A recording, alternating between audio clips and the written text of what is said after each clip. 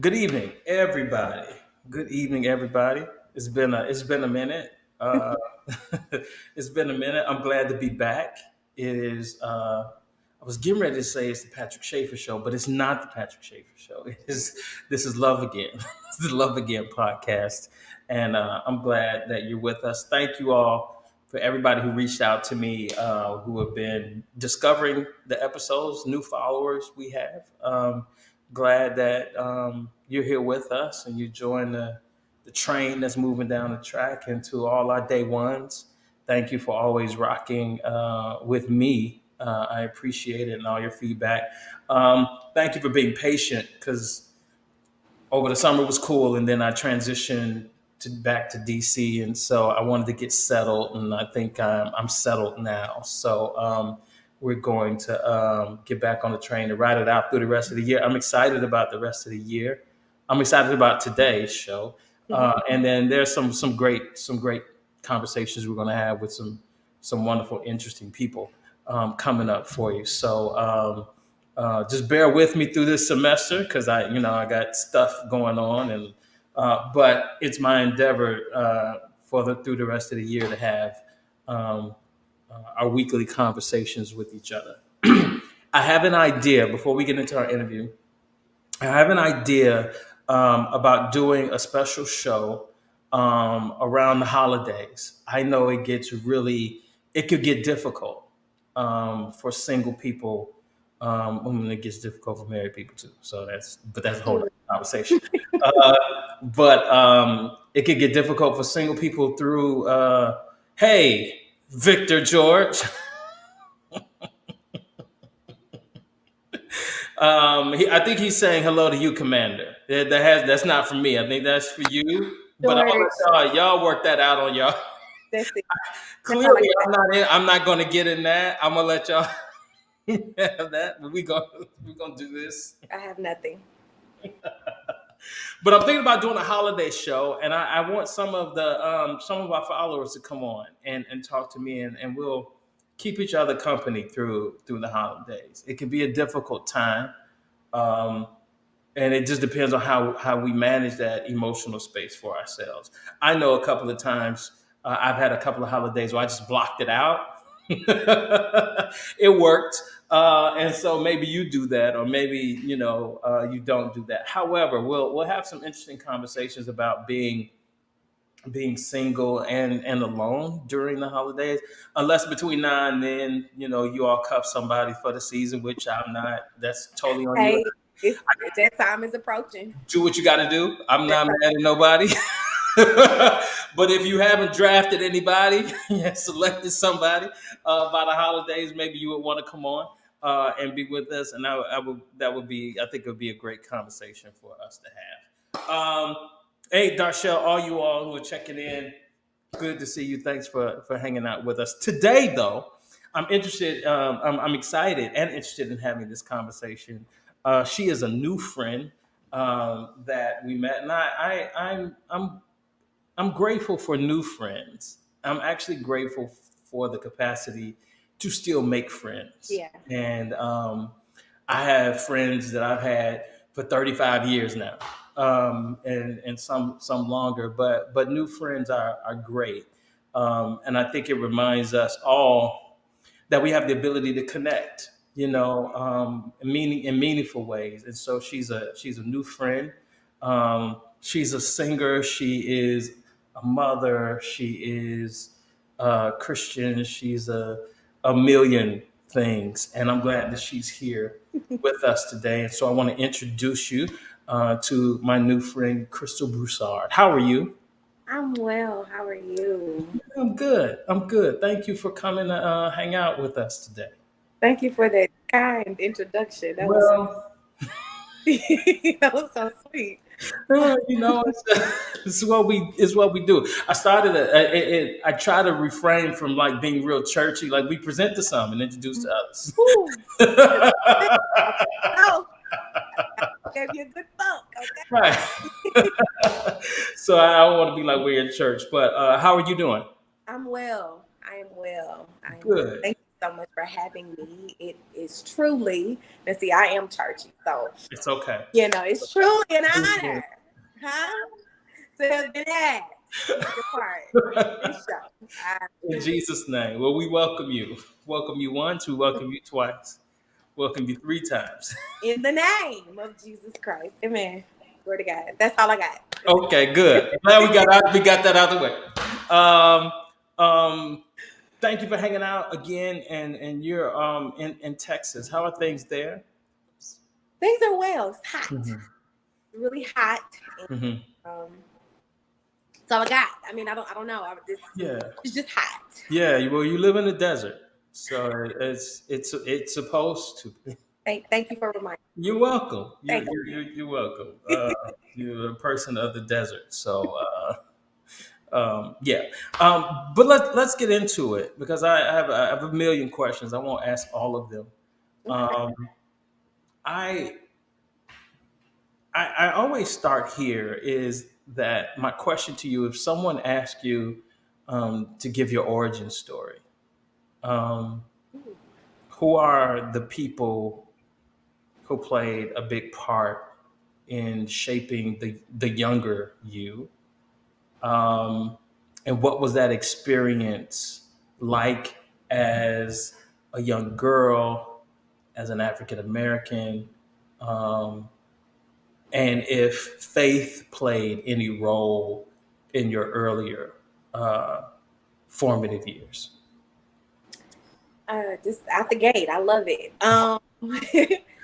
You came to play. That's what you said. Like you Yeah, said. I mean, woo, we playing. Let's Yeah. go. Hmm. Faith absolutely played a major role in my life. My grandparents are pastors. My grandfather, he actually passed away this year. But they believed in all things Jesus Christ, all things church. And they really helped to create the foundation of who I am. So my grandparents, I would say, were the, yeah, the, and I had to go back and think a little bit, but the major role players in my life that helped me to become who I am.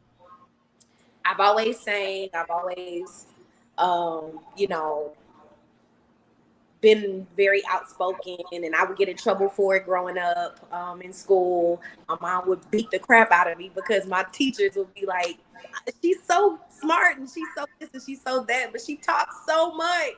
She talks so much, and I didn't understand why until I became a little bit older. And I think my mom was really trying to tame that part and kind of keep it, not necessarily keep it under wraps, but not fully understand that this is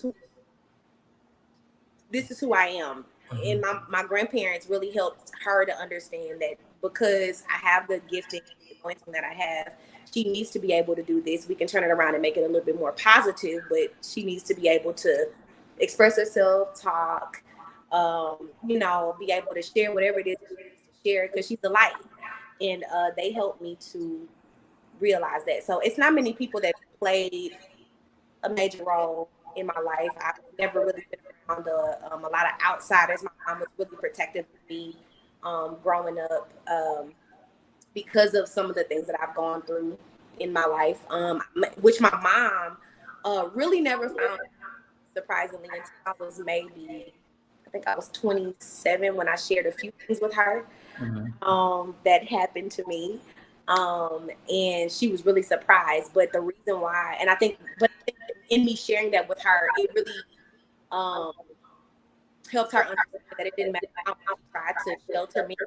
Things were still, things are still bound to happen.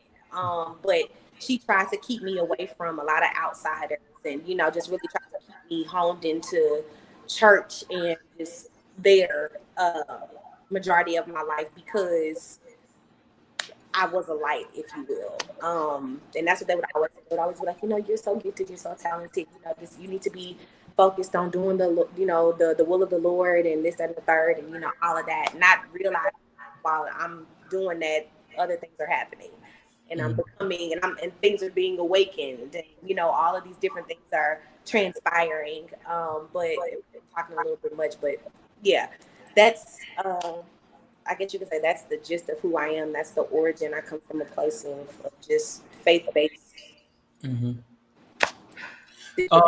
Yeah, no. I aren't grandparents the best? They are. Um, and grandmothers are the absolute best. I had the best grandmother ever. So I just want you to know, um, my grandmother was better than yours. Just Not, so. not even, baby. But I'll let you have that. I'll let you have it. The absolute best. And you brought up protector. Yeah. And that's one of the things, she was for me. So, like, I remember this time. My dad was, a musician, and he was a historian of gospel music, and he was an archivist, and he actually did radio in Chicago for like 30 years. So he started his vinyl record collection back in the 1950s, and so it's this huge trove of just stuff. And when we were kids, of course, it was like, don't touch my records. And that's his work stuff. One day, the records were sitting out, and I picked up a record. And I could tell the truth now because he's not here anymore. Um, I scratched the record, and I had to be 7 or whatever. I just wanted to see, what it would do. And I scratched the record, and I realized when I tried to rub it, it's not coming. It's a scratch. So I tried to hide it, put it back in and hide it. Well, he found it, and he knew I had done it. And when I tell you, he was getting ready to choke me out like he was Homer Simpson. He was getting ready, was getting ready to kill me. I ran to my grandmother, and I'm like small, so I'm like grabbing her leg, hiding behind her or whatever, and he's barking, and she barked right back at him. You know they kids, you should have put it up, and da da da da. Right. And I looked at her like, she just made this case like it's his fault. I was Right. like, you're awesome. Look at you, like, you are the greatest. And then she sent me out, saying, you need to get out the house, go in the back, go play, get out. Exactly. Yeah. Grandmothers, man, grandmothers are the absolute best. And my grandmother was Baptist. My father's side was Baptist. My mother's side was Pentecostal. I'm interested in, if faith shaped your life, what specific strand of Black Christianity did you come from? So mine was swapped. So my grandparents on my mom's side are missionary Baptists. Okay. And my dad's side is holiness. So it's just a much deeper form of Pentecostal. Very, and I mean, I went to church all day, every Sunday, every Wednesday or Tuesday at the time. They just now started going from Tuesday Bible study to Tuesday, and then Thursday was choir rehearsal, and then Saturday. Well, I sung in both choirs. I sung in the big people choir and I sung in the choir. So I Thursday night choir rehearsal, then Saturday night choir rehearsal. But I got a feel for both. And I was at the Missionary Baptist Church in the morning because my grandfather opened the church, and at 3:00 that evening, we were at the Lord Jesus Christ. And I got a feel for both. So that's Yeah. I totally identify with that because my dad was a working musician, so Sundays was work day. And so if I went with him, and he really didn't like me to go with him because eventually I wanted to go be with my mama, but we could be Catholic 7:30, Episcopalian by 9, Baptist at 11, Church of God in Christ by 2 because they ain't start church on time to that afternoon. be spiritualist church in the evening, and like it was just this wide range of being exposed to all of these different expressions Yeah. of Christianity. And for us, church wasn't just a place to have church; it was our social center. Like we would go to church when we weren't having church. We would just go to church to hang out. Like it was that space. And I tell my friends all the time, I thought school was something you did in between going to church. Right. Like, like it was just a lot of church. Absolutely. And I get that in a euphoric or theoretically, it's supposed to be a safe space, right? Um, Church is a safe social community where you meet other kids. Extended family are developed there, and yet sometimes church can be a very unsafe space. Absolutely. Um, and what they were trying to protect us from on the outside of church was actually in church for us. And by you being gifted and told that you were gifted and singing and that kind of spotlight, and by you being a young girl at the time and young woman, um, I'm interested in how you experienced that. Was it safe for you, or was it a complicated environment for you to navigate? Um, it was absolutely complicated. It I don't know if I was really ever safe um in those environments at that. Um, I think that um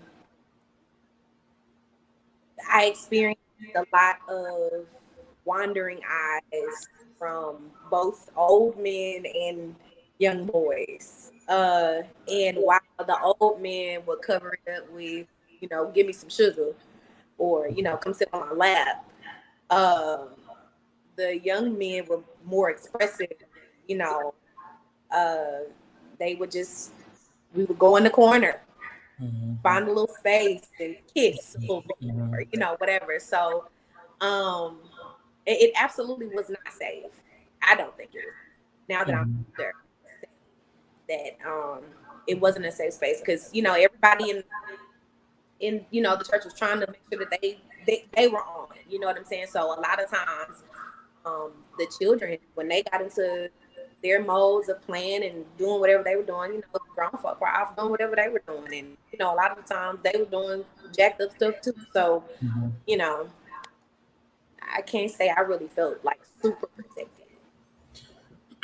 Yeah, and I'm sorry that it wasn't a safe space for you, especially by you being a young girl in that space. Mm-hmm. It wasn't always safe for young boys in that space either. Like it seemed like it was a complicated Yeah. environment to navigate for young boys and girls.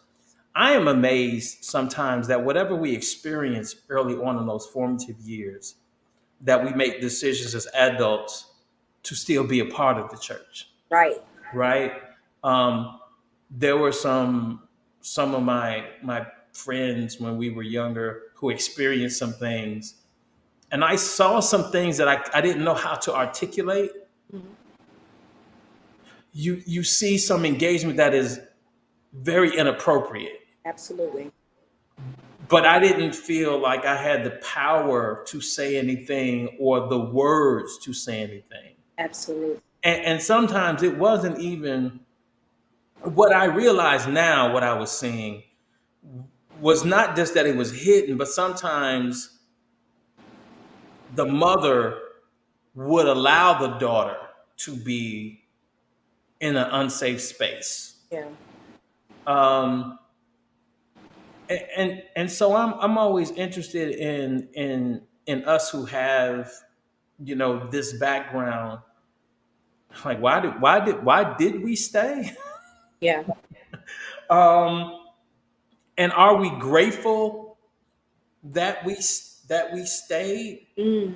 or did we stay because we didn't know that we had the option not to stay? Whew, that's good. For me, honestly, my mom didn't know a lot. Like I said, I didn't share a lot with her until I was 27. So a lot of what I shared with her, she was really like, "Why didn't you say anything?" So, and it was because I was like, I didn't think it was that big of a deal, or I, I just didn't want any trouble, But I know I stayed um probably within those situations, and because my mom would like I know that there was a time. Um, let me see how I'm gonna say this because I don't want to put stuff into Mhm. play, but um, so okay, I can say this about me because it's out here. I put it in an article before. They Mhm. interviewed me and I had to do an article and share this, but um, I lost my virginity when I was 12. To a man who was, because he was absolutely a man. He was 5 years older than me. We had a relationship from the time we were for 2 years basically. So when I found well, when I was found out, or when we were found out, I was 14, he was 19. He was the drummer at the church that I was attending. Mhm. Nobody knew besides like our cousins, like little ones, people that ain't gonna say nothing, but we thought wouldn't say anything. I think on his side though, his brother, who was much older than him and who was married and had children, he knew, but and didn't say anything, you know. But when we found out, I think that's the only reason why we ended up. They found out. That's the only reason why we ended up leaving that church. Mhm. Outside of that, we would have never left, and I wouldn't have done anything. And even when we transitioned to another church, I didn't really have options. My mom was like, "It's either this church or this church. You got to pick."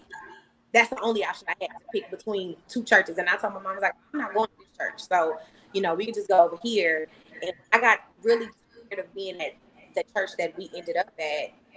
She was like, "Well, the only way you're gonna be able to change your membership is, if you get your own transportation and you can do this or you can do that, or if you want to leave or whatever." So I really never Mhm. to really just step out and say I don't do this anymore, or I just don't want to go to church at all anymore, or I don't want.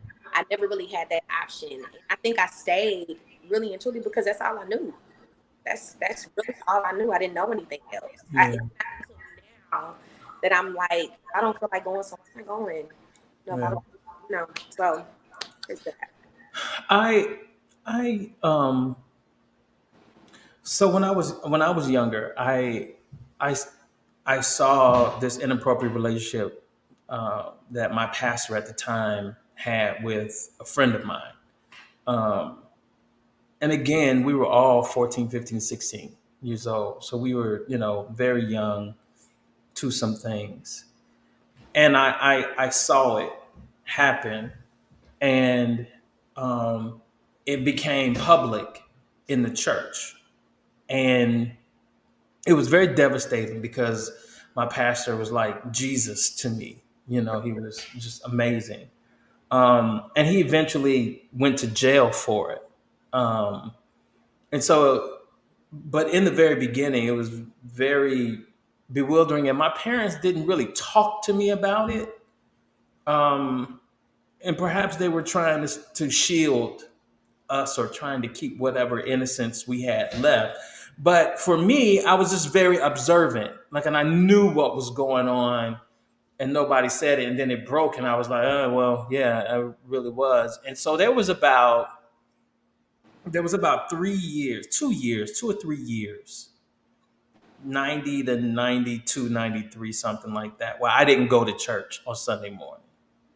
Um, which was great because during that time, Michael Jordan and the Bulls just started winning championships and they was playing on Sunday. So then I get to stay home Right. and watch. It was great time. Right. What I look back at that moment and I realized that if if they would have pushed me to go back to church, be like, no, you got to get up, you got to go back to church, I would have left church altogether.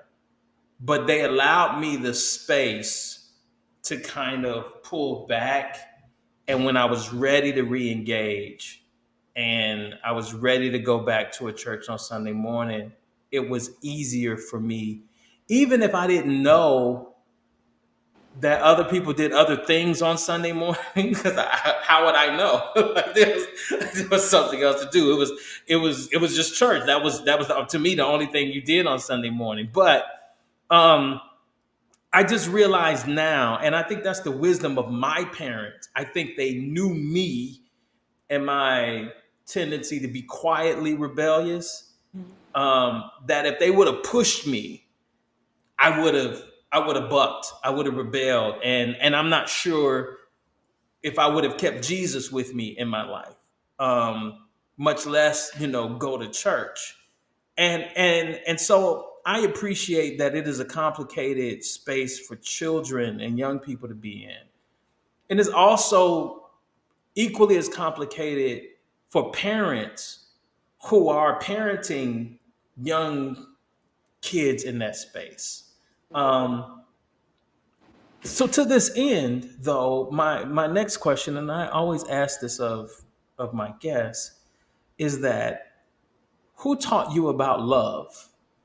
Like, who was the first person to teach you about love, or did they? Because sometimes we have to learn about love by observing things and kind of defining that for ourselves. But I'm always interested in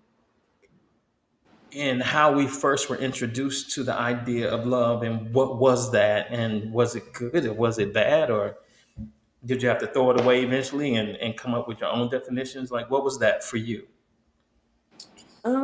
So honestly speaking, I probably I would say that for a long time, love for me looks like because that's how my mom, dad. I love my dad. Um, but my dad, I think my mom and my dad both operated using conditional love. Like, if you did this, then you get this, or if you are this way, or if you agree with me, or this happens, or whatever. So a lot of times I learned, I was calibrated, if you will, to think that in order for me to be able to receive love or have love, I have to do something. Like, I have to be continuously giving or whatever. So I think that initially, my parents really did do a good job at showing me what love was, what it should really be. Mhm. I think it wasn't until I turned 14, 15 where I met um, an amazing couple. Um, and I don't mind shouting them out. I love them to life. Those are my parents. Um, Ray and Shalon Beatty, they're in Chicago. Actually, they had moved here like right transition to church. That they ended up becoming pastors over, and we had all just gotten at the time, and it was beautiful. The collide was beautiful, Mhm. and I looked from a distance in a way how he loved his wife, how it, I call him how mom was, and then how they love their children. And their children, they're gonna mess up and they're gonna do, but the fact that they still love their children in the way that was unconditional. Like it didn't matter what they did, their Mhm. didn't change. Like the way that they loved on them, it didn't change. You know, because they did this, they didn't. It didn't change. I saw a change in the way that they treated their children, um, Mhm. and that for me is something that I long for. Um, and so I think it took me to be a teenager, pretty much, really get a grasp on what real love, what true love, what unconditional love looks like from a parental to, to a child's standpoint. No, I get that. Let's do this for. Let's take a time out because your audio is breaking up a little bit. Uh-oh. Um, you're on your phone. Yep. Okay, that's it. So we'll just have to roll with it. So periodically, if it cuts out, I may ask you to repeat it because we don't want to miss anything that you have to say about Okay. Sorry. it. um, I can identify with that, right? Um, I was fortunate to raise be raised in a two-parent home, and they were great parents. They were better parents than they were spouses and partners to one another. Um, and I'm not sure if that was either one of their faults. It was just kind of just what it was. Um, but in order for me to help define love or to see a different expression of love, I had to see that outside of where I was. And I think that's okay, right?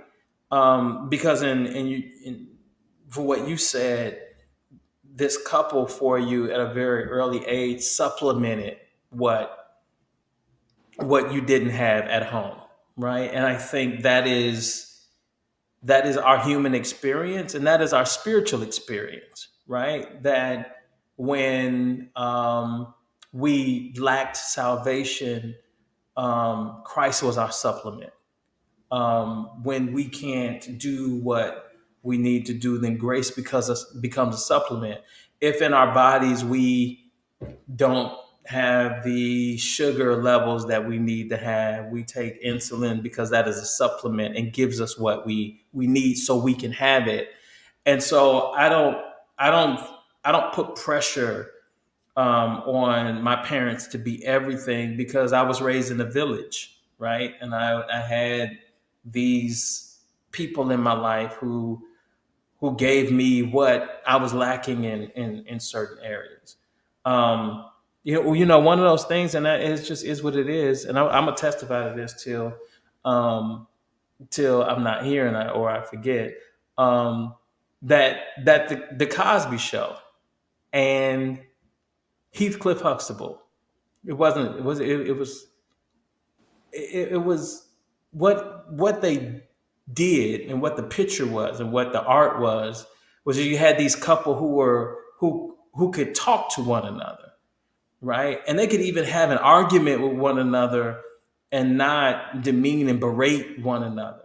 Um, that they were kind to one another and tender to one another and could laugh and make fun of one another and still have a partnership. And for me, that was a great image for me to see. And I understand what we know about Bill Cosby now, and he should be held responsible for that. But art gives us ways to expand our definitions, regardless of the artist themselves, right? That the art itself can be meaningful to us.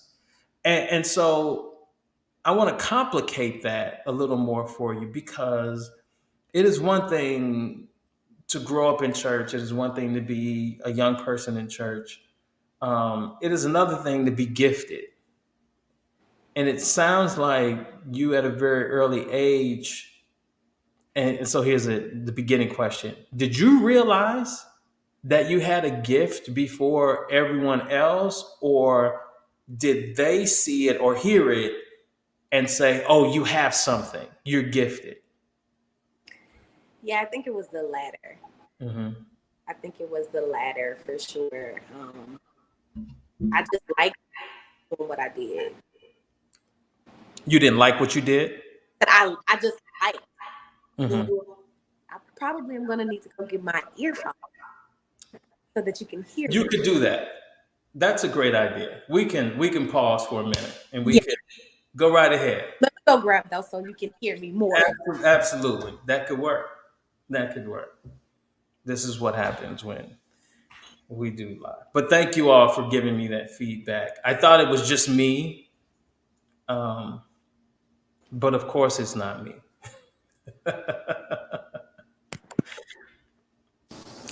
Can you hear me now? Got you. Okay. Okay. You're good. Look at that. You don't have any AirPods? I, well, I did. I gave them to my brother. I'm always buying stuff and giving it away. So Oh, no.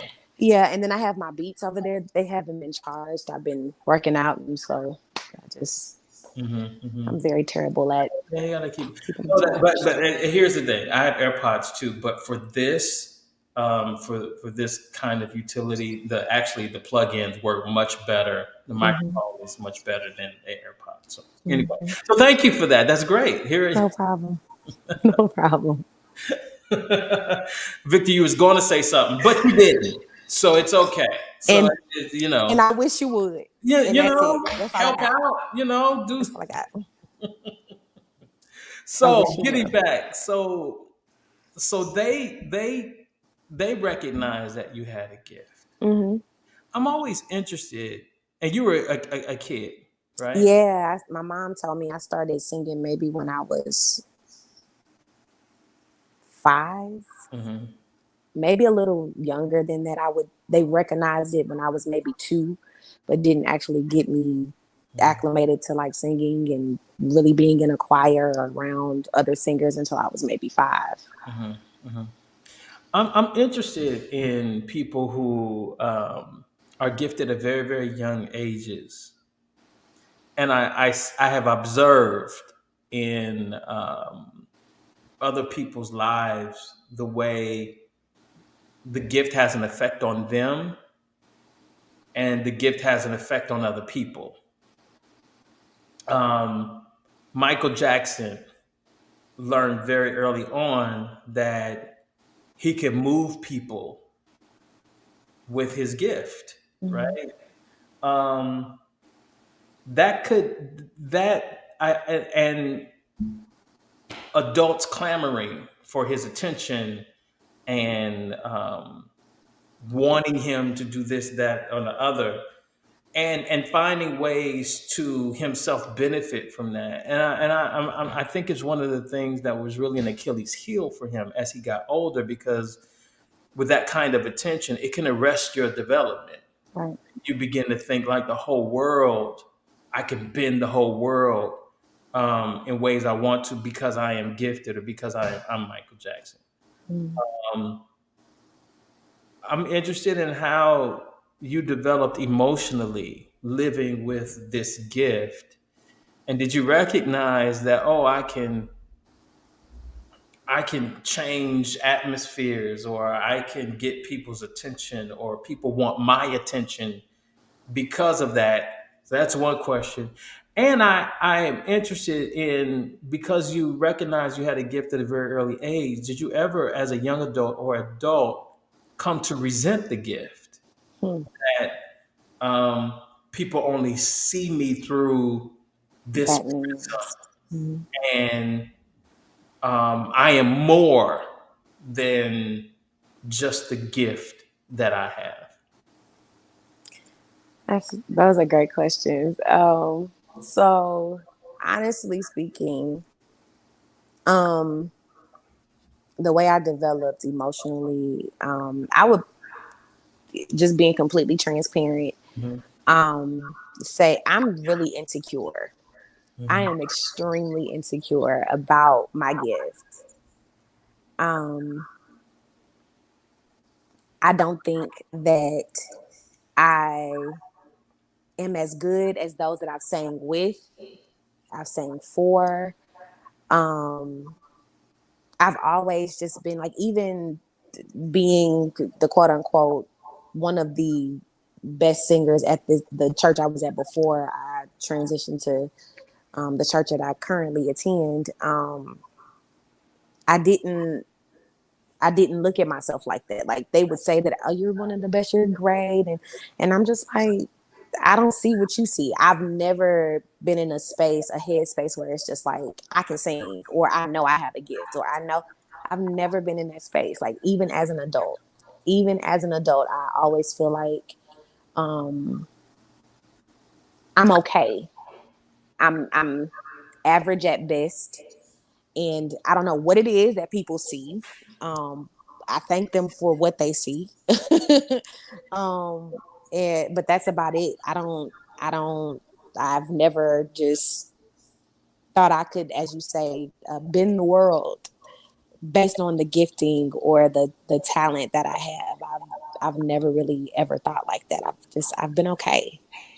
I just feel like I'm okay, and I'm I don't know. I'm insecure. When I say I'm so insecure about my gift, I really am. I think that I'm just average at best.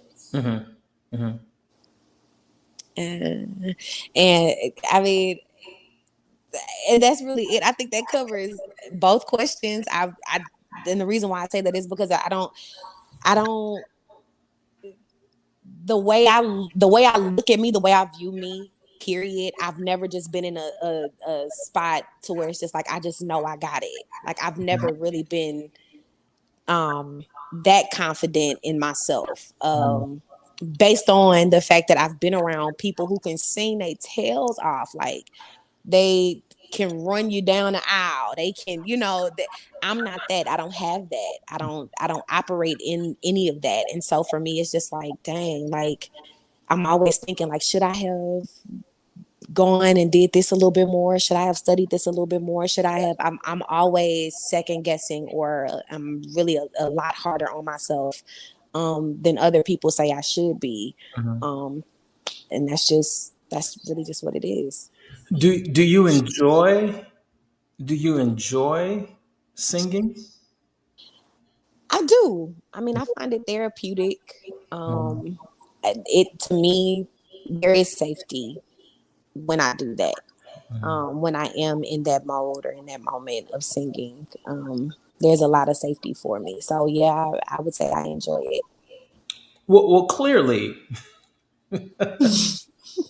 because of what you've done and where your gift has taken you, it's clearly other people think more highly of what you can do Yeah, than you can do, yeah.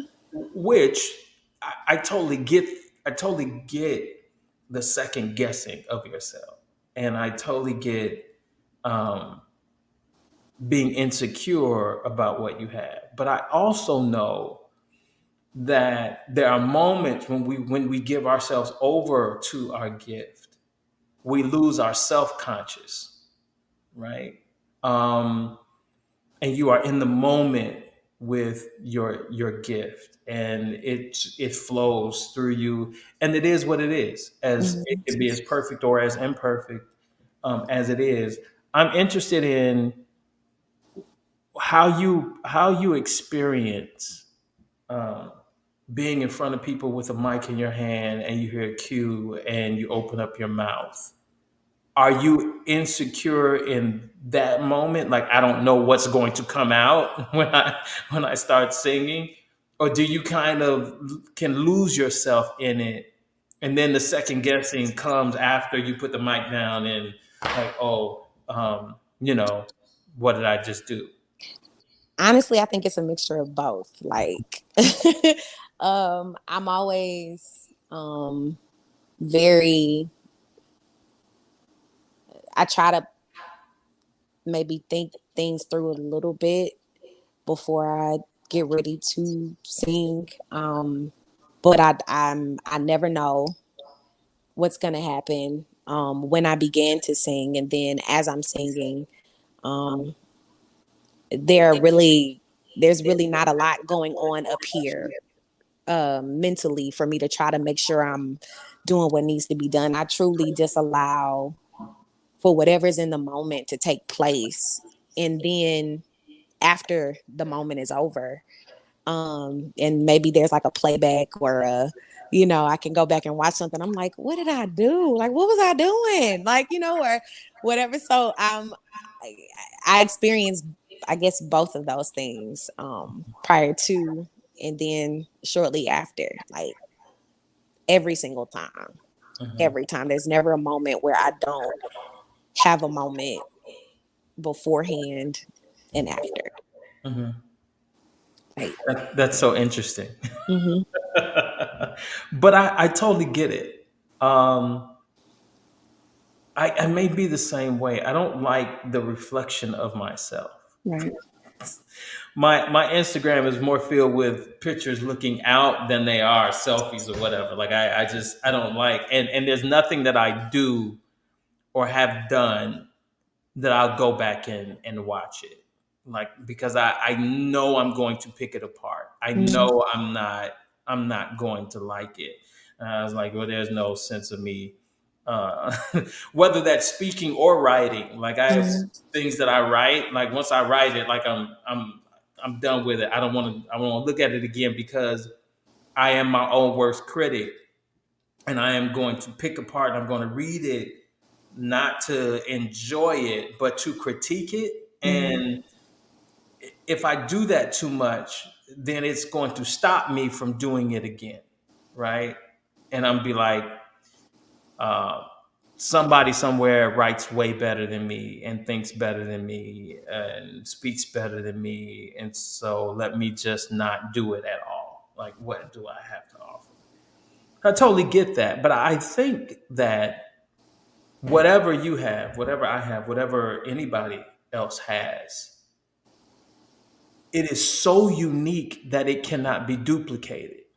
mm-hmm, And for everybody that I admire for whatever they do, they speak it or write or sing, whatever it is they do, that's what they do.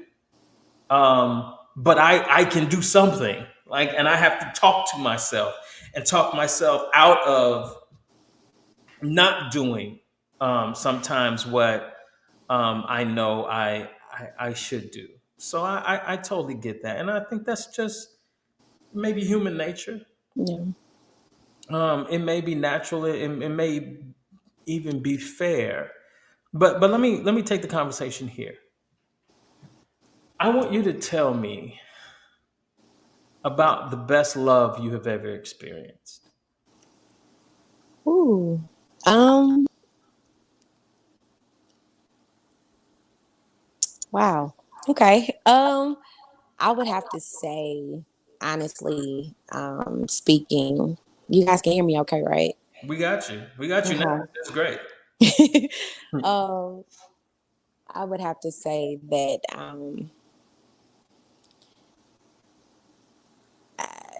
it would have to be when I had my daughter. Mm, Um, I was nervous. I was a nervous wreck because I didn't know what to expect as a new mommy. Um, but she is really who taught me, outside of what I looked at and what I saw from my godparents. She's really who taught me what unconditional love really looks mhm, like what that is. Um, every day having to exercise patience, every day having to exercise understanding, having to be empathetic when you just want to be selfish. Um, when just selflessness on a continuous basis. mhm, Um, and then watching her reciprocate it back to me. mhm, Um, that's a love like no other. That mhm, is an absolute love like no other. My daughter, I think, is one of the most beautiful reflections um, of God's love to us. Like she's amazing. And we were talking before we started, and I said I'm so grateful um, for God gifting me with her, um, because she's amazing. She's just amazing. I mean, and one thing I will say, my mom, And I never thought my mom would ever say this to me, never, because my mom, she's a harsh critic. Like, she critiques everything, especially when it comes to parenting, because she prides herself on that. But she looked at me and she said, I'm appreciative to you for being the way that you are with her and showing her something so much different than what I did for you and your siblings. She was like, you are a completely different mother than I am, and than I was, rather. And I appreciate you for that. Because and the reason why, I subconsciously, I guess, I didn't want my daughter to grow up scarred.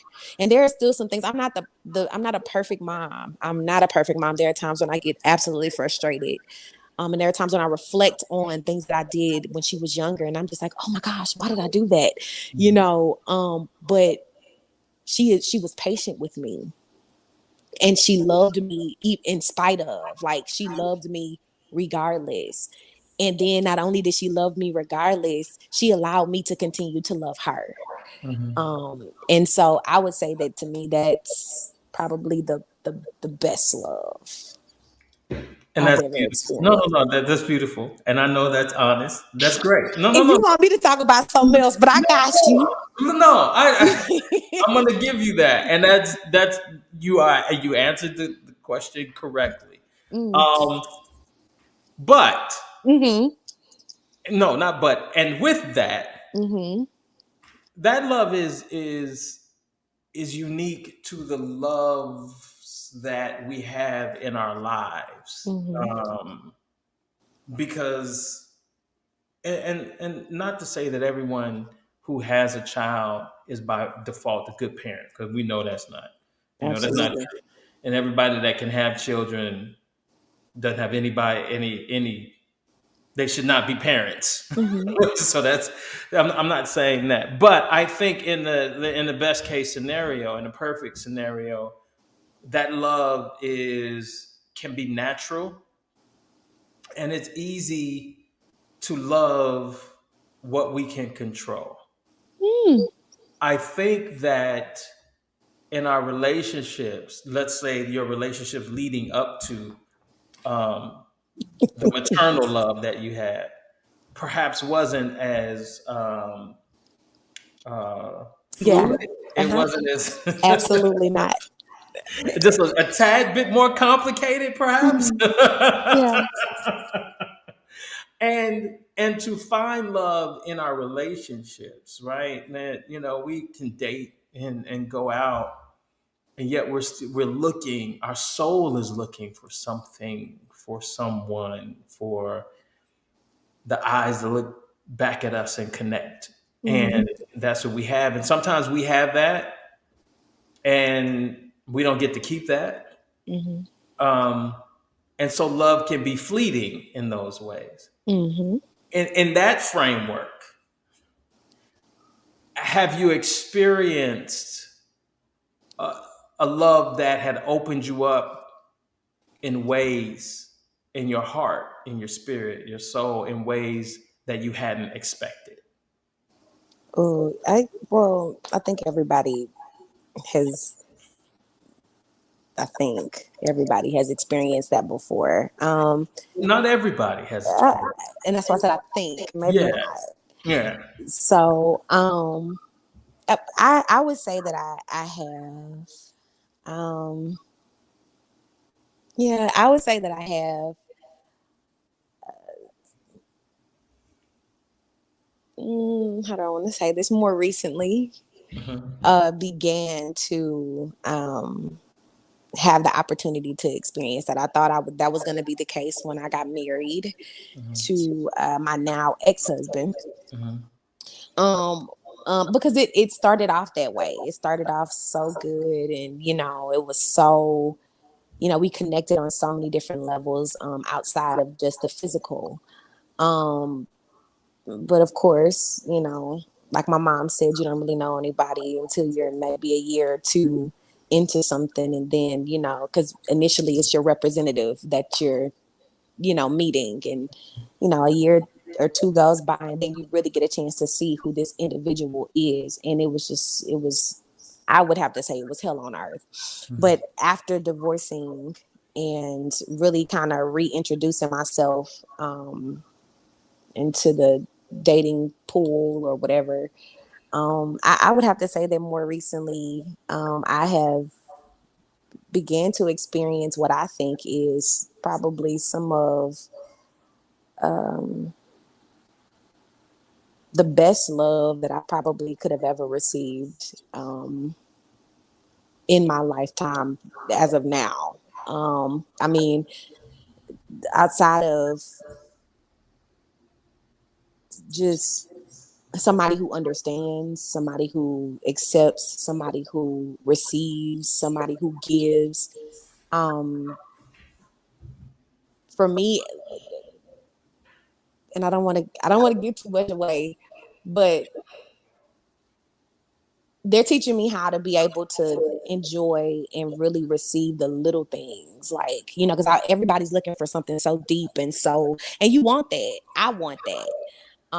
But to be able to sit and look at somebody and really see them, see into them, and that open you up to something that you never really thought you would feel or be able to feel. Like, I'm just getting to that place. And I don't know if it came with age. I don't know if it came with getting divorced. I don't know what it came with, but being able to experience that in more recent times, I think now is where I would say I'm really starting to experience that type of love, if you will.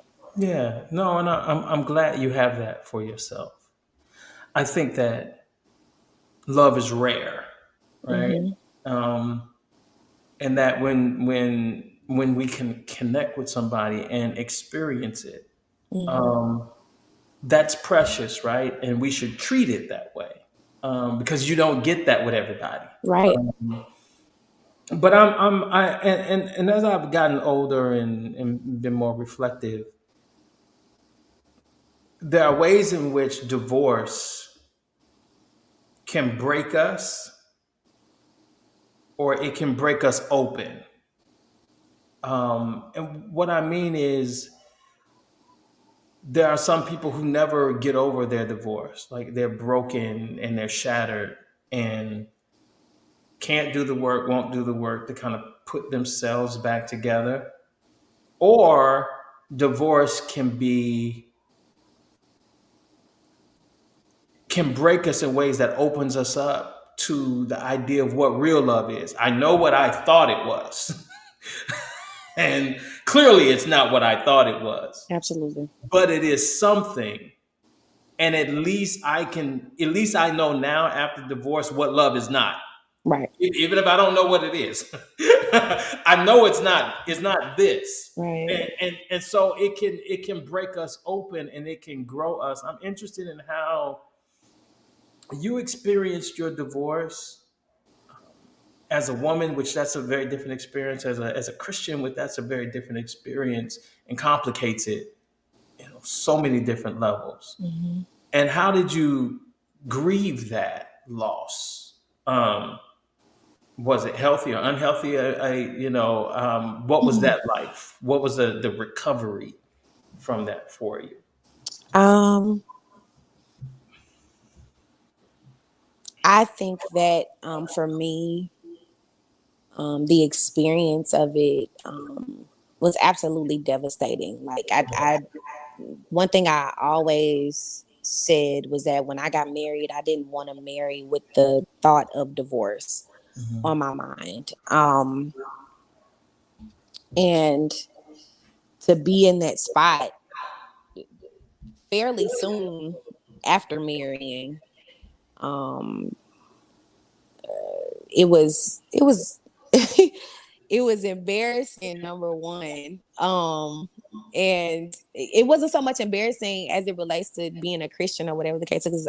To be honest with you, Mhm. I never, while I looked at, Christianity and what they say about divorce or whatever the case is, my thought process was, listen, if this person is not making you happy as an individual, it doesn't matter what you have with this person or what you thought you had or whatever the case is.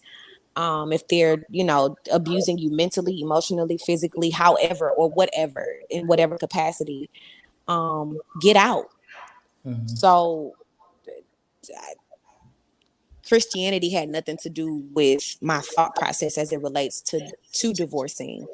I just knew that I didn't want to be divorced, and maybe some of it had a lot to do with image, especially given the fact that I was single prior to and had a baby and, all of that. And so now I'm in this space to where I'm able to, experience being in covenant with someone and, all of that good stuff. And everybody was so happy, I didn't want to let people down. I didn't want to let those who relied on me down. Those are my friends who were single and were looking to be married and wanted to see something good. I didn't want to let anybody down. So to have that pressure and then this be a factor, it was really embarrassing. um I had a moment or a period where I went through a state of depression. Not so much because of my spouse. I didn't like him. I really, I grew, like, it wasn't hatred. I did not hate him, but I really did not like him because of how he was to me. Um, and especially given what I gave up, it was a lot of stuff I gave up, a lot of things that I had encountered on account of being with him. And you know, uh, for me, I think that's what depressed me. The things that I gave up, what all the lengths that I went to try to prove love, um, and loyalty. And then afterwards, I think I don't know, I something just kind of went off. So I guess my grieving was, it was kind of all over the place. Like, and at times I still have moments where it's just like, oof, sometimes I think, and I'm like, dang, I can't believe I was married. But there are times where I'm just like, man, what if, this could have happened or whatever the case. It's not so much as missing the man or missing, but just the marriage as a whole. Like, what if I would have just not said yes? What if I would have, just so many different things. So grieving for me because I'm still kind of processing things. It's all over the place. It's not, most days I'm good. Um, most days I'm good. But there are times when I kind of resent the fact that I even wasted time, or there are so many different factors. But yeah, I think that, Yeah, I get it. yeah, Yeah, I it's just, complicated, right? yeah, it's super complicated.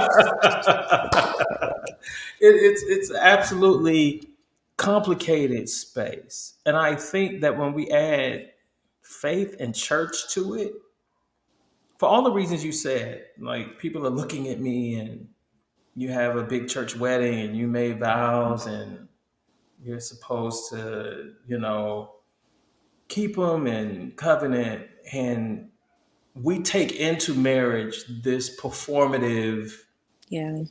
idea that I have to perform this out for the other people around me. That whether there are singles who are looking at me, whether I don't want to disappoint my parents or I don't want to disappoint the church, especially like if you're in leadership, like it becomes all of this thing. And I don't know if you've done this or not, and we don't have to talk a lot about it either Hmm. way. But I have so many thoughts on this Honk for Jesus movie. Did you see it? I absolutely did not. To Okay. be honest, I haven't Um, watched it. yeah, no, and the only thing I'll say is that she's in this performative environment with a husband who loves her. He doesn't like her, Mm. and yet there's all of this pressure from her mother to people around her to save the marriage, even if it costs her her own happiness, her own self worth, Yeah. her own dignity. I mean, just basic dignity. Um, and it's all because in church, we create this performative environment and we're all dancing for one another, Yeah. and performing. And I know people like in the movie who will stay not because it's healthy, not because it's nourishing, not because you feel cherished or you even feel loved or liked, Mm-hmm. just because we got a big mortgage, or what am I going to do if we don't have this income, and let me Right. save this to do. What about the kids? I'm gonna stay Right. for the kids and all these things. We're performing for the world around us, and we never see the damage Mm-hmm. that happens to our own soul. And we get ready to wrap up. And with I am interested in women because a lot of people who watched the movie, I'm just observing how their thoughts about it, and women who have no compassion. They seem like just do not care that this woman is suffering in these ways, Mm-hmm. and by default criticize the movie itself because of how it reflects on the church, and never see the individuals in it and see their own suffering and say, you know what, if this is the environment that we're creating for church people, then this is toxic, and maybe perhaps we should look at ourselves and change. Maybe this piece of art is one reflection. It's not all reflections, but if there's any truth in it, let's address the ugliness of it and perhaps help somebody, Mm-hmm. instead of saying, well, let's just not, this ain't true, this is blasphemy, this is just the devil attacking the church. And I'm like, this is why these things keep happening and perpetuating itself, because every time we're confronted with it, we don't do it. And so I totally understand that. And a lot in my life, a lot of my growth has been shedding this performative thing, Mm-hmm. um, in my masculinity, in my pastorate, in just a lot of different areas of my life, to give, to be gifted without feeling the pressure of, I got to dance for you all the time in order for you to be happy with me and for me to be happy with me. um, and I don't know if anybody else experiences that, but I've kind of lived with that pressure um, all my life.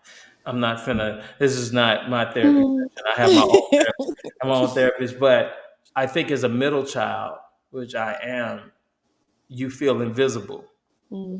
and I have to do something to get people's attention because my brother was the oldest, and then my younger brother is the cherished one, and so they had my parents' attention. My older brother was my father's namesake, and then there's 10 years between me and my younger brother, so my mother's attention naturally went to raising him. And I'm like, I'm looking around, and nobody have anybody's attention. Nobody's looking at me. So let me perform. Let me do something. Let me play ball. Let me, sing. Let me preach. Let me do something so somebody could pay me attention. And I didn't realize that I was carrying that over into my relationships. That let me perform for you so you'll love me, so you'll like me, so you will want me around. And I think that it takes some time, and it may even take a divorce Mm-hmm. for you to realize, oh, I've let this infect a lot of spaces of my life. And no wonder my relationships couldn't be healthy, because I came in trying to perform so you could see me and affirm me. Right. And ultimately, if you don't have that for yourself, you can't get it from anybody else. But Right. that's a whole nother. I'm going to let you go. I have 5 quick questions for you. Okay. Okay, we do this all the time. I'm gonna wrap this up. 5 quick questions. They're easy questions. This easy work for you. You ready? Okay. Okay. Do you believe in love at first sight? I do. Okay. Um, what do you believe about love? I believe that love is reciprocal. Like what you do will, can, should come back to you. How you treat an individual, um, it's always going to find its way back to you. So I think it's reciprocal. Third question. What do you know about love now that you didn't know then, whenever then was? um, ooh, I would say that it is patient. Like you hear it in scripture, you don't really understand it until you are in it. And I think that it is patient, it's kind, it's long suffering. It really holds no record of wrong. It doesn't boast. It's not envious. It doesn't brag. It doesn't do any of those things. I am a true, a firm. That's so saved of you. No, Go but I'm real talk. No, for real though. Like when I look at it, ahead. like, because I mean, I dealt with it. Like in that marriage, I dealt with it. I dealt with everything opposite of it. I dealt with everything opposite. It kept a record of everything I did.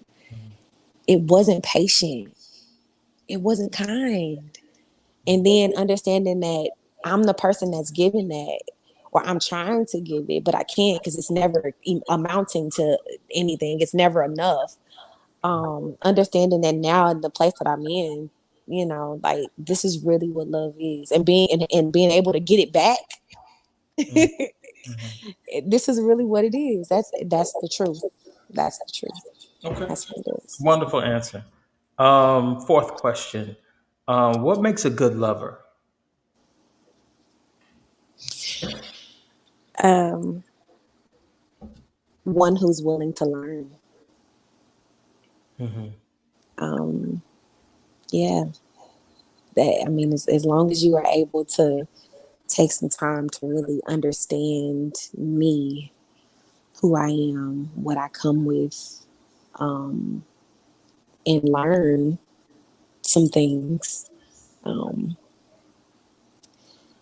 be all right with me.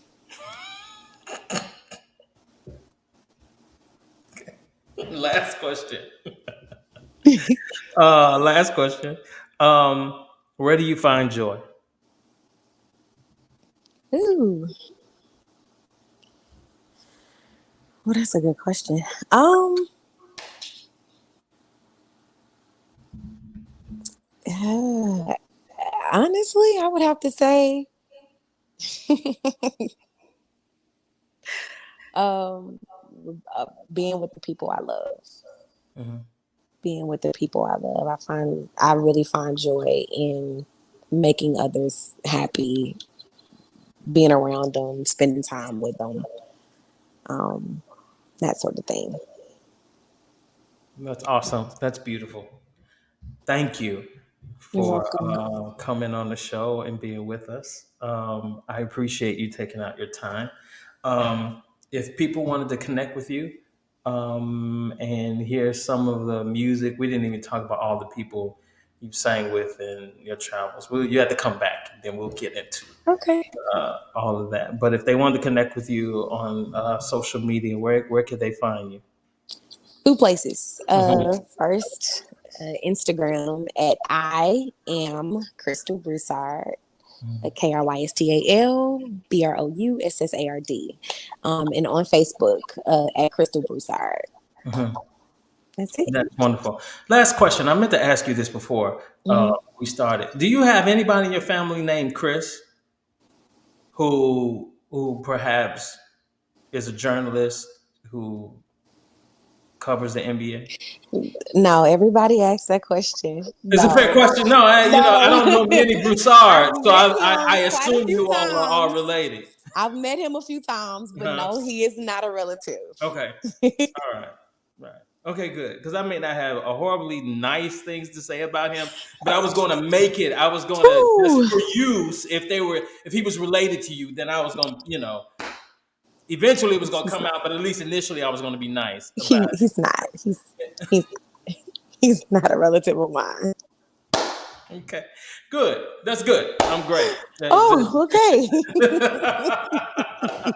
Thank you for everyone who hung out with us. I hope. I hope we all learned something and were made better by it.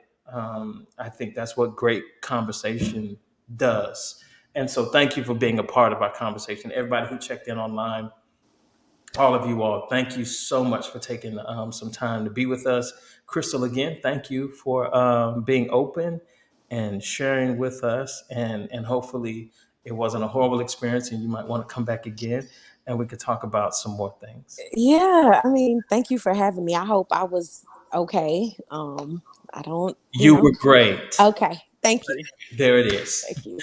That's all I'm gonna say. Yes. I'm just gonna say thank you. Believe me. Yes, you were great. Thank you. Thank you for having me. I appreciate Everybody, it. I will see you all again on next week for another episode of Love Again Podcast. All right. Be safe, everyone. See you later. Bye-bye. Bye.